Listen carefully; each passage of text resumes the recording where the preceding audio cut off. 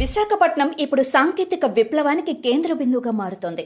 సాగర తీర నగరంగా పేరుగాంచిన ఈ నగరం డేటా సెంటర్ల హబ్గా వేగంగా అభివృద్ధి చెందుతోంది.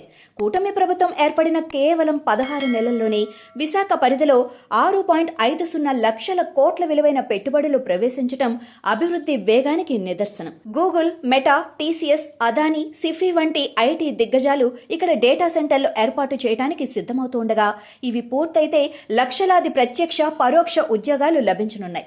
గతంలో మైక్రోసాఫ్ట్ హైదరాబాద్ను మార్చినట్లే ఇప్పుడు గూగుల్ విశాఖ రూపురేఖలను మార్చబోతుందని మంత్రి నారా లోకేష్ పేర్కొంటున్నారు. ఆర్ఎస్ఎల్ఆర్ మిట్టల్ 1.35 లక్షల కోట్లతో ఉక్కు పరిశ్రమ, క్యాప్టివ్ పోర్టులను అభివృద్ధి చేస్తుండగా ఎన్టీపీసీ 1.80 లక్షల కోట్లతో గ్రీన్ హైడ్రోజన్ హబ్ ఏర్పాటు చేయనుంది. రాంబిల్లిలో న్యూక్లియర్ సబ్మెరైన్ బేస్, భోగాపురం విమానాశ్రయం, Mulapeta port, GMR university, pharma park, star హోటళ్లు, రోడ్లు, ఫ్లైఓవర్లు, కోస్టల్ కారిడార్, మెట్రో వంటి పలు ప్రాజెక్టులు విశాఖను బహుముఖంగా అభివృద్ధి దిశగా తీసుకెళ్తున్నాయి. ప్రభుత్వం తీసుకొచ్చిన డేటా భద్రతా చట్టాల ప్రకారం మన డేటా దేశంలోనే నిల్వ ఉండాలన్న నిబంధనతో దేశవ్యాప్తంగా డేటా సెంటర్ల అవసరం పెరిగింది.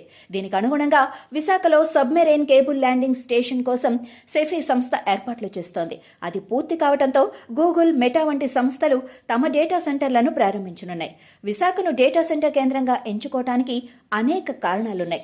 తక్కువ ధరలకు భూముల లభ్యత, సౌర పవనశక్తి ఆధారంగా తక్కువ ధరకు విద్యుత్ సరఫరా, పోలవరం నుంచి నీటి లభ్యత, సముద్ర తీరానికి సమీపం, సాంకేతిక నైపుణ్యాలు కలిగిన మానవ వనరులు మొదలైనవి.